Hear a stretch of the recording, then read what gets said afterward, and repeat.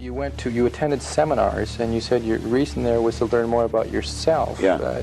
My experience has been people attend seminars, especially self-development seminars, to look for the answer. They want to know, what is it out there I can learn so that I can be more successful? That wasn't your motivation? No, oddly enough, and I think probably you're right. I think that's what most people are looking for. I think they're looking for an answer outside of themselves, and they're never going to find it. I think by this time I realized it was something in me. I met a man here in Toronto. He was one that originally got me involved in studying this, Ray Stanford. And he told me if I didn't like the results I was getting in my life, that I was going to have to change me because they were my results. And he said, if you're going to change you, you're going to have to find out something about yourself. And that seemed to make sense. I don't think it was an earth-shattering idea. It wouldn't give anybody a brain hernia, but it made a hell of a lot of sense to me. So I started to study myself. I found most people don't know who they are. They really don't. What do you mean? I mean, I know my name, I know my age, I know where I live. Yeah, that's not what you, else though. Is there? You know, that's just size, it. If you ask the average person who they are, they'll give you their name. They'll say, I'm Bob Proctor, but I'm not. Bob and Proctor are two words. My parents give them to me. They're called names, but it's not me. It's my name. Then somebody will say, well, this is me, but this isn't me either. It's my body. Like, you never phone down here to the studio and say, body won't be in today. It's sick. Okay. You know, we don't say am hand or am leg. It's my hand, my leg, my body, my name. Who am I? Well, that's an interesting question. And I believe if a person will start to study that and look for the answer, they'll find it.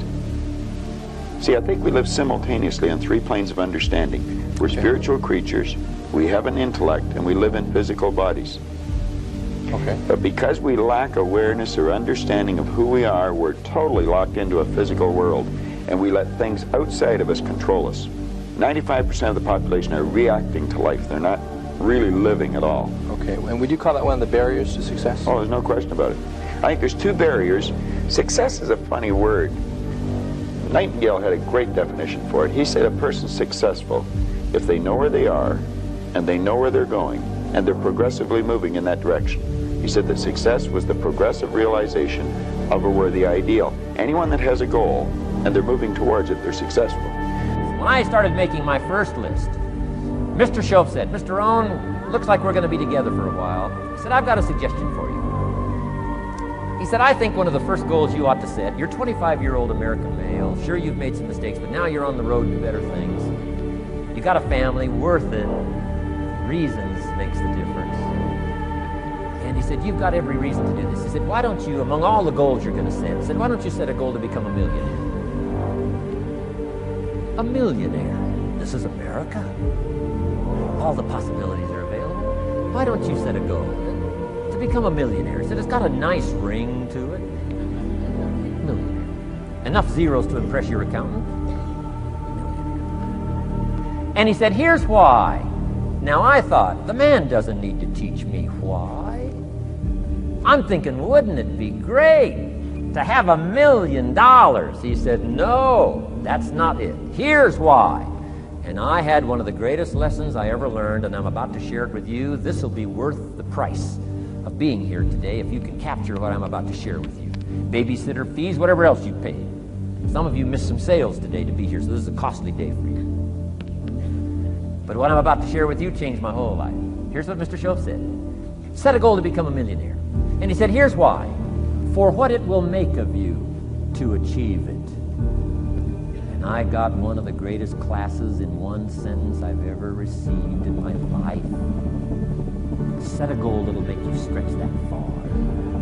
For what it will make of you to achieve it. What a brand new reason for setting goals. What an all-encompassing challenge to have a better vision of the future. What for? To see what it will make of you to achieve it. And here's why. The greatest value in life is not what you get. The greatest value in life is what you become. The major question to ask on the job is not, what am I getting here? It's not the major question. The major question to ask is, what am I becoming here? So if we think rich, we will be rich. Absolutely. We're already rich, just short of money. Okay, those of us that like to acquire more money and or happiness or whatever we see success, those of us that want to reach the goals that we've set for ourselves, We do it first by... Well, the first thing you do is sit down and decide what you want. If it's money you want, how much money? Lots of money. Well, nobody knows how much lots is. Okay. So you've got to be specific. Okay. You write down on a card exactly what you want. And you carry that card around and read it often. Now, this is what I learned in this book, Think and Grow Rich, and it's what I teach in the seminars. I'll teach people how to set goals. But you decide exactly what you want, and then you start to think. Now, you're going to have thoughts come to your mind of why you can't get it. Mm-hmm. You have the ability in your conscious mind to reject that idea, kick it out of your mind. Thinking of why you can't do something is never going to do you any good. And keep thinking until you start to think of thoughts of how you can do it. And the way will be shown to you. It comes in the form of images in our mind. Think of how you can and not why you can't. Okay. So our first step is to set That's the some first goals. step.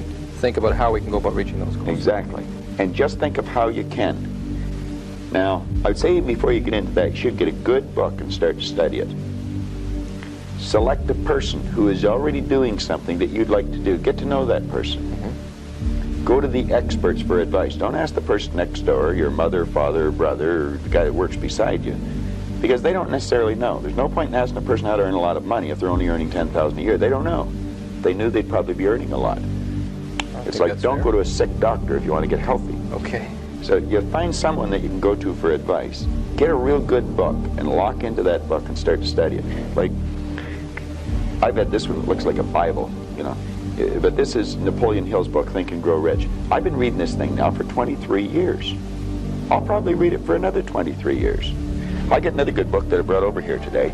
It's called The Power of Your Subconscious Mind. Is it possible to become worth millions? Speaking economically, now there's a lot of values to become, but let's just talk economics. Is it possible to become that valuable? And the answer is, of course, of course. Now let me give you the secret.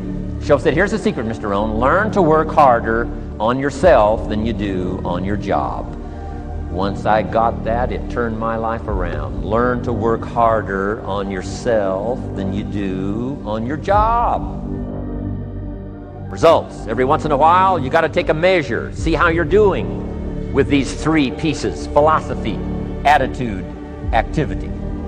Now we take a measure called results. What is the results at the end of the day, the results at the end of the week? You can't let too much time go by without checking. When time goes by, 6 years I'd been out there working when I met my teacher, Mr. Shoaff. Shoaff said, well, Mr. Rohn, let's just go through a little summary here. He said, in the last 6 years, how much money have you saved and invested? Let's go through a little tab list here. How much money have you saved and invested the last 6 years? I said, what? 0. He said, you have messed up. You remember these notes. I like that. Messed up. He said, who sold you on that plan? I thought, my gosh, the man's right. I'm a nice guy. I bought the wrong plan. What if you were 50 and broke? Right? Didn't need to change countries. Bought the wrong plan. What a sad scenario that would be. But Shoaff said these questions. Let's go through some results. He said, how many books have you read in the last 90 days? I said, what? 0. Wisdom of the world available? Change your life, change your future? Wisdom of the world available? Develop any skill you want? Earn the kind of income you want? Have all the treasures you want, equities you want, relationship with your family that you want, everything that you want available, and the wisdom of the world to help you get it? Haven't read any books in the last 90 days. My teacher said, Mr. Rohn, you have messed up. I'm telling you, you've got the deal. Shoaff said, Mr. Rohn, in the last 6 months, how many classes have you taken to improve your skills or to develop new skills? Go for the American dream. Become rich and powerful and sophisticated and healthy and influential. How many classes have you taken in the last 6 months? I said, how many? 0. He said, you have messed up. He said, you don't need to unmess the country.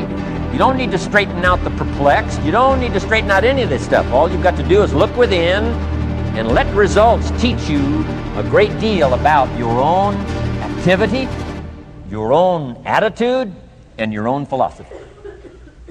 I went through that process. Take this phrase home. Results is the name of the game. What other game is there? Results. Here's all life asks us to do: make measurable progress in reasonable time.